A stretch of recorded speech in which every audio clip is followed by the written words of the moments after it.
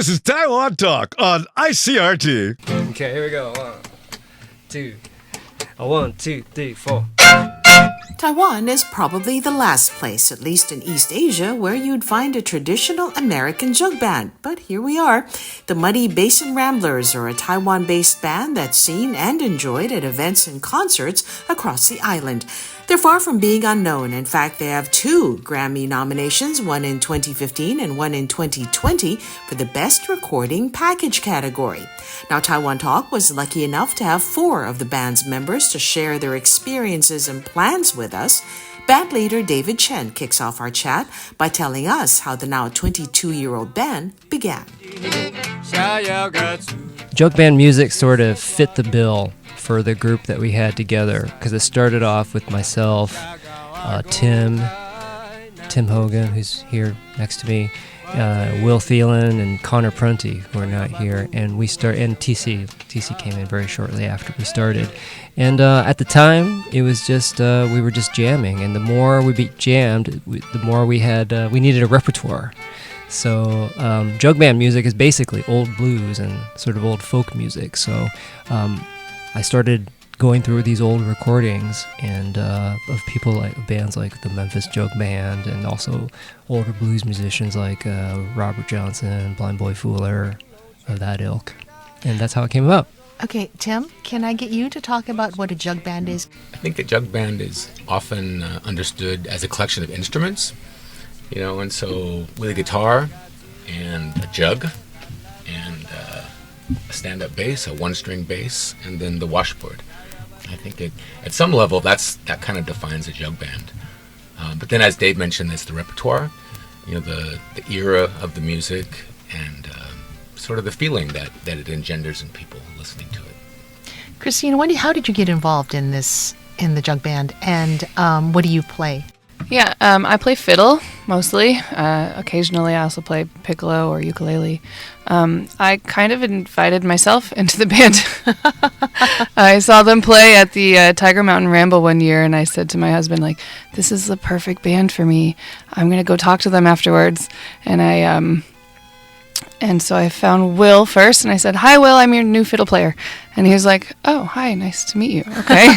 I was like, "So who do I actually talk to about getting into the band?" And he pointed me toward David. I said the same thing to David, and he said, "Okay, well, yeah, let's meet up and figure it out."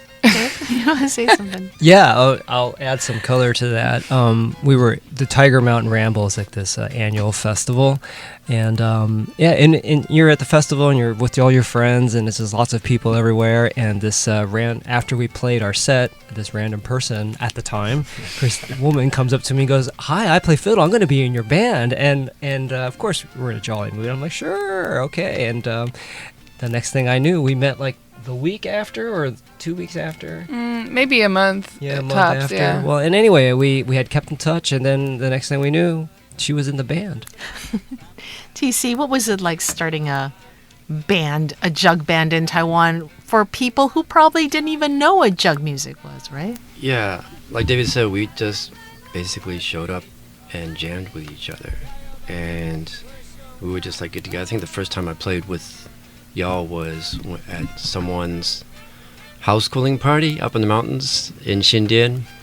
People just brought instruments, and I hadn't played the trumpet for a while because I just didn't have any opportunity to, and I found I missed it. And so, I heard these guys playing, and I'm like, well, I'll bring my instrument and I'll play.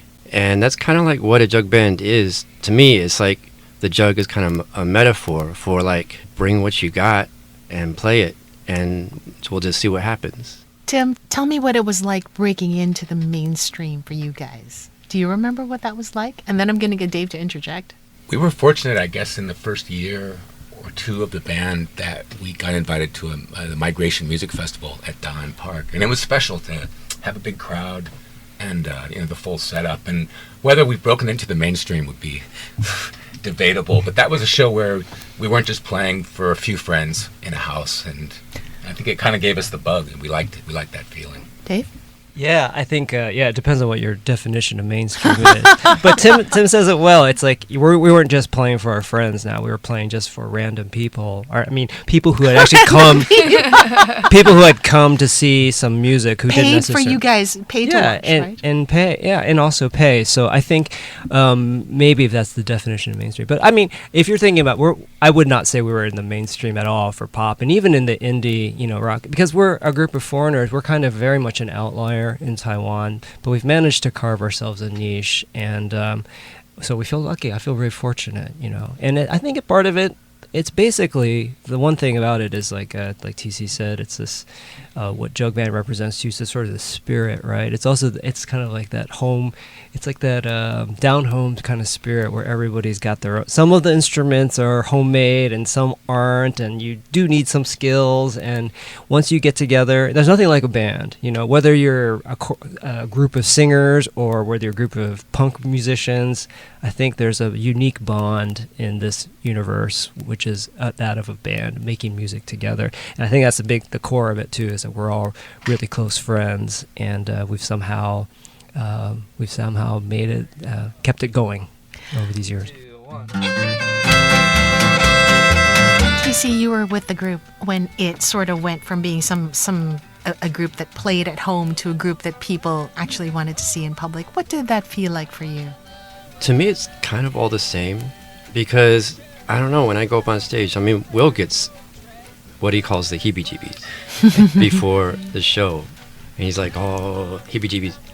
But I'm not, it's all the same to me, really. I mean, it's who enjoys it. Cristina, let's talk to me about the band's experience playing during COVID. A lot of people who performed went on screen, right? They played over Zoom, and what was that like? Especially since I know you have a little one too. Yeah, so actually my daughter was born right when the second wave of COVID hit Taiwan. So I didn't really notice so much at that point because I was taking time off for that anyways. I think we talked about maybe trying to do some streaming, but we never did get around to it. Okay, Dave, y'all have got 9-to-5 jobs, right? Ish. I think most of us do, yes. So tell me what it's like to balance between a 9-to-5 job, because I do this full time, but you guys don't. And so How do you balance having a 9-to-5 job with playing your gigs? You spend a lot of time on your phone looking at the calendar and trying to make everything fit. But that is sort of the life of any artist, or a musician or artist, where you're trying to make the things that you want to make, whether when it comes to creative projects. But it just sort of forces you to, it sort of shapes what kind of jobs you can take. So like, I'm kind of more of like a freelancer. I have some part-time jobs. I also take freelance jobs as a writer and a translator. TC's pretty similar. I think we're all similar. Some of us teach English on the side. Some of us, do bits editing, that kind of thing. Tim, let me ask you. You guys have been nominated for Grammy several times for your album covers. What did it feel like the first time that happened? In a way, that of all the bands in the whole world that would qualify for that kind of nomination, that we made it, and I don't know if any of us really thought we had a snowball's chance, but then it happened again, because in fact we had two CD packages that were nominated for Grammys, and I think that was the second time around. It was a good feeling to see that happen. We've just been really fortunate to have good people on our side. TC, I want to ask you where you think the band is going now, or are you guys just coasting now, or are you guys dreaming of bigger things? Is anyone planning to go back to the United States and trying there, or are we just gonna? Can I talk about this? Of course you can. Well, you don't have to if you don't want to. But. Yeah, it's fine. Go ahead. We are probably going to be making some adjustments in the near future because. Oh no! I'm going back to the States, and my husband Zach. We're both in the band. We're going back to the States at the end of this year. Wait, hang on a minute. This is not supposed to be where big announcements are made. This is supposed to be a fun thing. I'm so. That's okay. It's part of the what it's like. It's part of the story. It's coming up. I mean, the band has undergone. People are going to find out. People have come and go in the last 20 years that we've been together, and so it's not the first time that this has happened. And each time it does happen, It sort of goes back just to what the core of what we are. It really is a group of we're a group of friends who make music, and that's part of the experience of being like we're transplants or expatriates or whatever you want to call it. And that's part of it. You live in Taipei, people come and go, and you make good friends. You make friends for life, even if they go. So that's how it is with Cristina and Zach. You were listening to David Chen, Tim Hogan, T.C. Lin, and Cristina Paradise, the Muddy Basin Ramblers. And that does it for this edition of Taiwan Talk. I'm Hope Go. You can catch this episode on Spotify, Apple Podcasts, or wherever you download your podcasts. Thank you for tuning in. To the river, gonna bring me a rocket ship.